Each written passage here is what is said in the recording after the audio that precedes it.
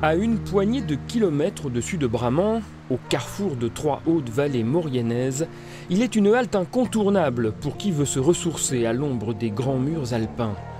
Un ancien poste douanier sur l'antique route vers l'Italie.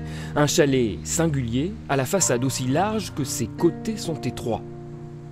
Il a surtout une âme, c'est ça la grosse différence, il a une âme et une histoire. Je suis tombé amoureux du coin, et ma femme et moi on s'y sent vraiment très bien, on aime les gens du coin, on aime encore ce côté un peu isolé, sauvage.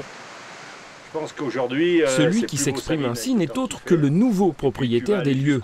Marc était encore capitaine d'industrie, il n'y a pas même une demi-décennie. Une petite histoire qui rejoint celle du plus illustre de tous ses prédécesseurs, un médecin anglais historien de l'Antiquité à ses heures, dont le chalet porte toujours le nom, Lavis Trafford. Il est arrivé ici au chalet en 1928, donc pendant pratiquement 40 ans, il a passé à prouver que Hannibal avait suivi cette route. Aujourd'hui, la thèse reconnue à 80% par les gens qualifiés serait qu'effectivement Hannibal avec ses éléphants, en moins 218, soit passé par ce chemin-là. Une odyssée à dos d'éléphant qui ne pouvait laisser indifférent un faiseur d'histoire tel que Bill. Écrivain new-yorkais, infatigable arpenteur des sentiers de la culture franco-italienne, c'est pour l'écriture de son troisième livre, une plongée aux origines de la cuisine française, qu'il a élu le chalet Lavis Trafford, source naturelle de son inspiration. On est venus une fois ensemble et Bill a dit « Moi, je vais revenir moi-même pour écrire. » Plus, oui, on rêve que rester ici toujours. Non, c'est extraordinaire. Very special place. J'aime voyager, voilà. Et si je trouve le lieu qui marche, c'est parti. Chalet alpin à la Heidi, par sa façade, le gîte que font vivre été comme hiver Marc et Martine n'en a pas moins oublié son origine première. Poste de garde-frontière sur la route du Petit Monceny.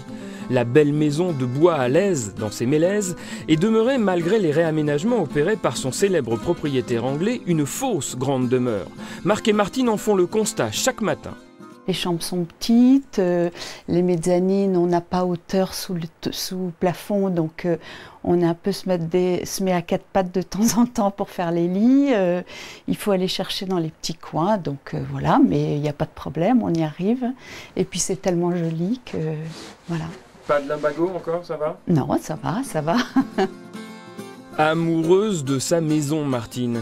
Une maison façonnée par son histoire et à laquelle les nouveaux propriétaires entendent bien apporter leur pierre. Par des choix décoratifs, affichés au menu aussi bien qu'au mur, et jusqu'aux fenêtres avec des lainages pour rideaux et abat-jour faits eux aussi maison. La marque de fabrique de M&M et de leur chalet, mi-club anglais, mi-chalet savoyard.